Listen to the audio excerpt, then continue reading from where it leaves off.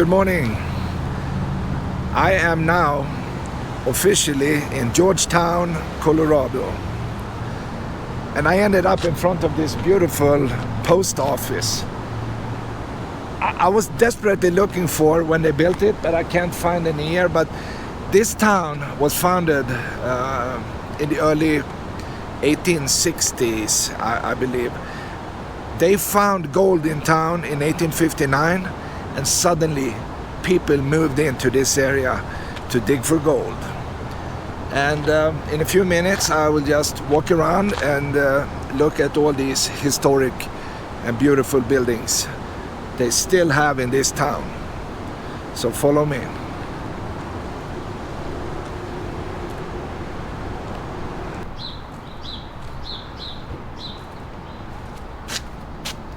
I'm glad to see all this is kept for you to see in the future. These buildings are amazing.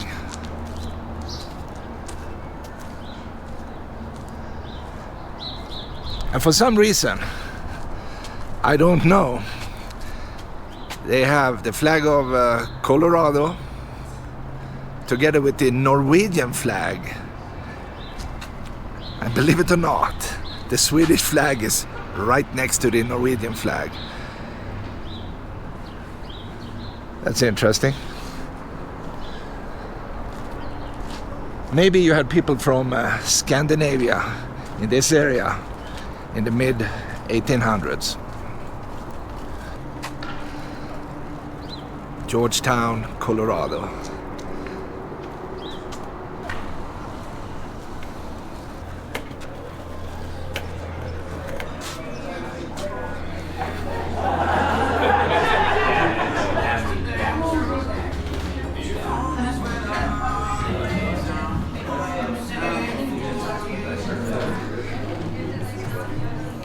A place where you can eat, listen to music, and relax, of course. They have plenty of small cafes.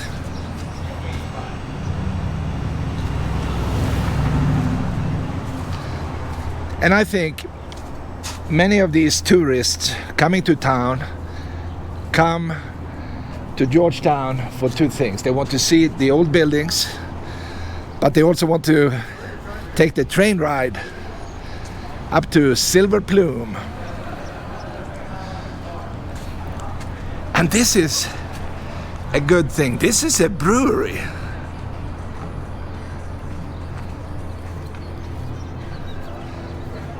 Guanella Pass Brewery. Is that how you pronounce it? How cool is that?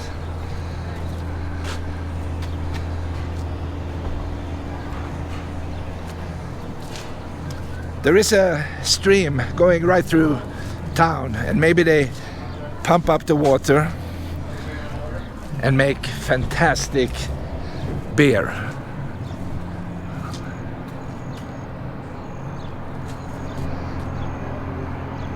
And this funny looking building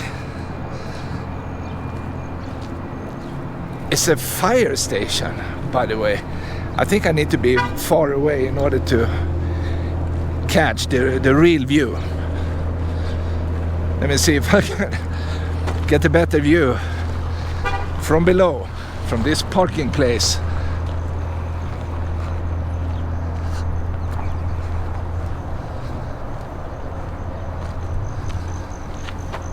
What do you think? Alpine Hose number 2. They made it into a firefighting museum. It's like a lighthouse up in the mountains.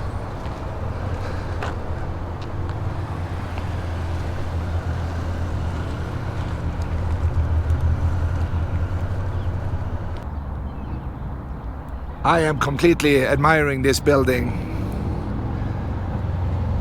Look at the details above the windows. And a biker dude coming to Georgetown.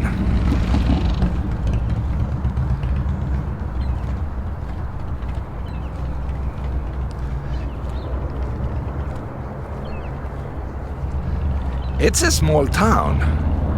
I'll tell you one thing, we are up on 8,500 feet elevation. In this town, I read about it, they have approximately, say, 1,200 permanent residents.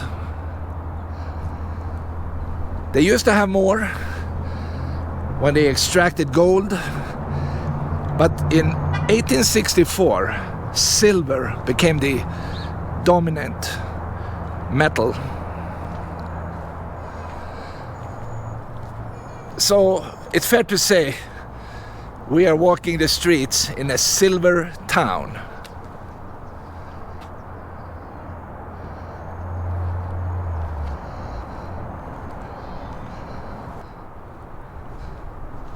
It wouldn't be an historic town without a church.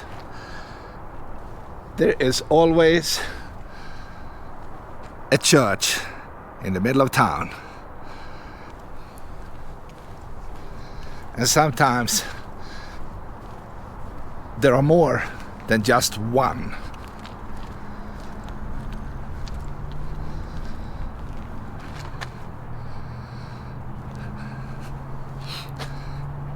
This is a super cool building.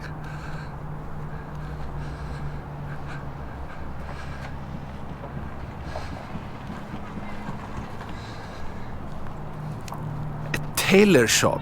So if you needed a suit in the 1800s, you had to come to this place.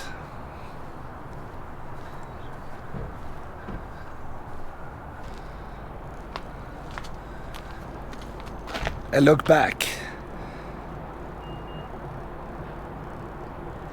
To have a fire station was definitely a requirement because everything could burn.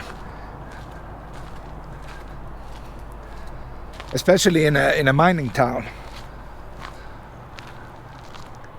The Taos Square. I love it, just love it.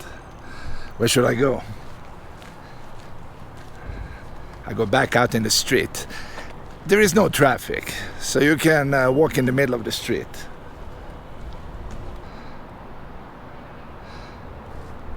The railroad came to town in the later part of the 1870s, I believe.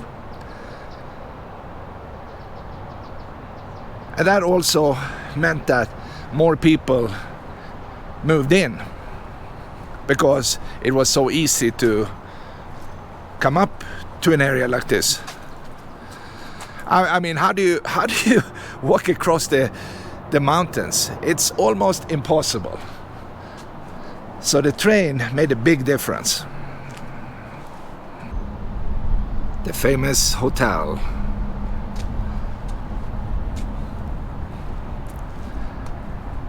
And the white building we just looked at, this one, was originally a fire station.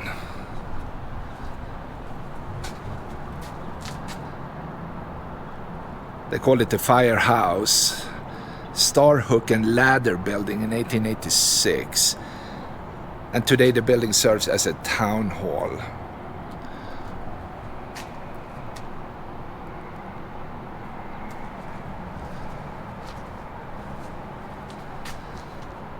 I wonder what they use this, what do you call it, this lifting rod. It looks like a rod, or maybe they just hung up a sign, maybe a sign. What do you think? A sign telling us what they sold in this store.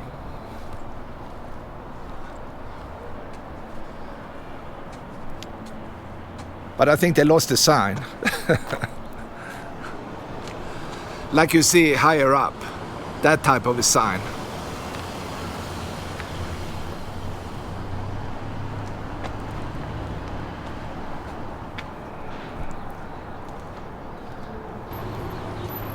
People literally came for gold originally, and it morphed into silver. And they had many thousand of residents, At that time, people lived and died pretty much up in the mountain range. And you know, in the summertime, it's pretty nice. But you can imagine the winters. Oh my God. When the wind is coming down these passes and you have 10 feet of snow and the temperature is like way below the coldest you have ever felt before. So this is the town where people tried their best. Some made it and most people did not. That's just the way it goes.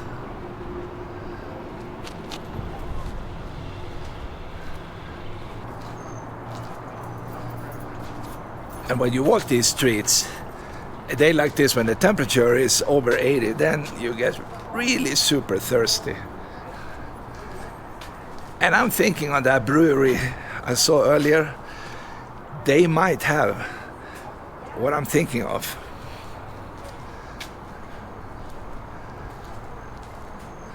We'll see. We'll see what's happening.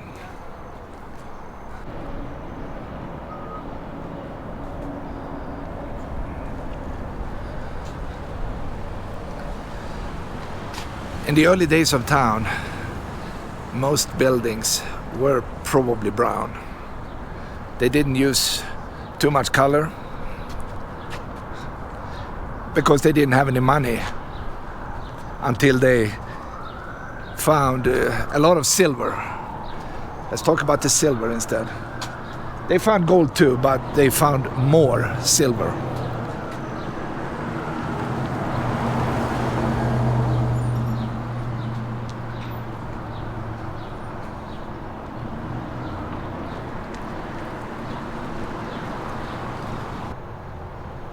The last few years, people have been moving in to this place, and it's no longer just a museum town. Even though this building says Georgetown Museum.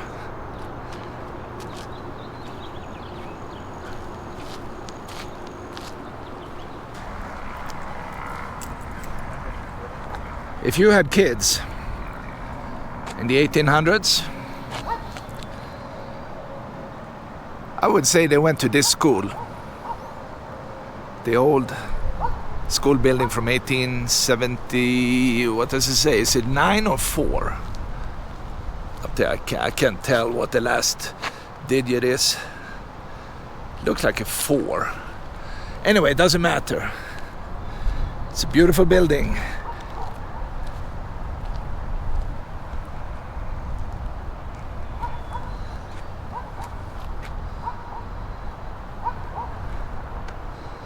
And another church building from the same year, 1874.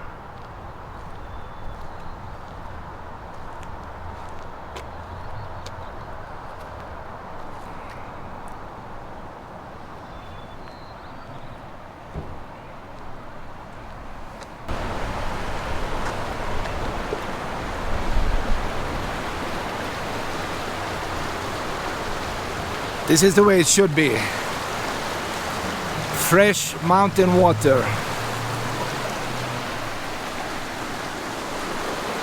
Right next to the church.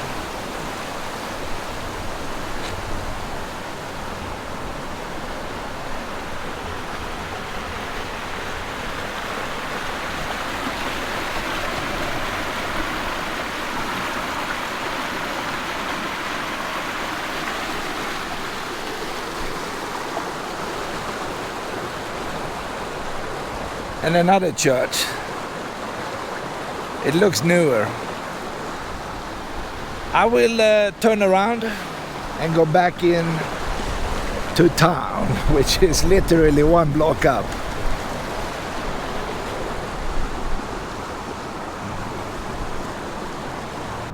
I found one more thing.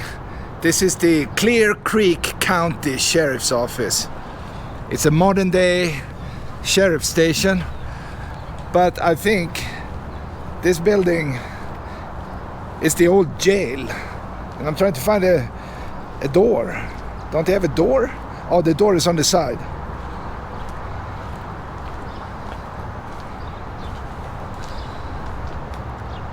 When people got drunk or they killed somebody, they ended up in this building. The old town jail, 1883.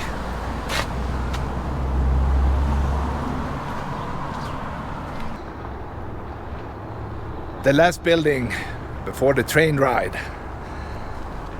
Isn't this the coolest you've ever seen?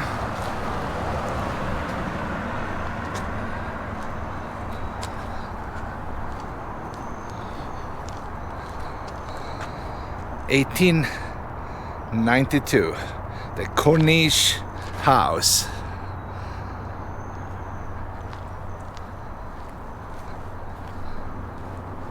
With pink flowers along the fence.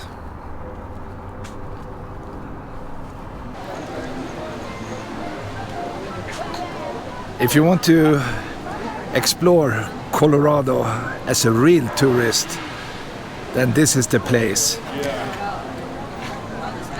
In Georgetown, there is a train loop ride you can do. It's going 4 or 5 times a day, I think.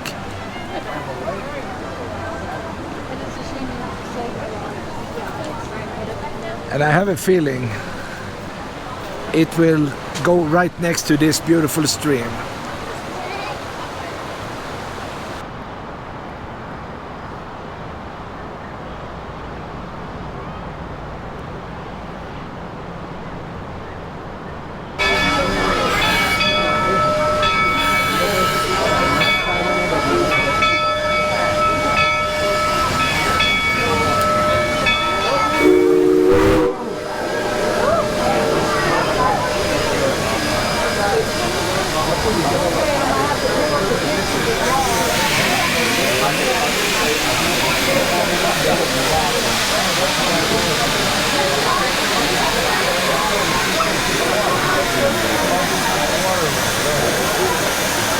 This train is leaving 2:30.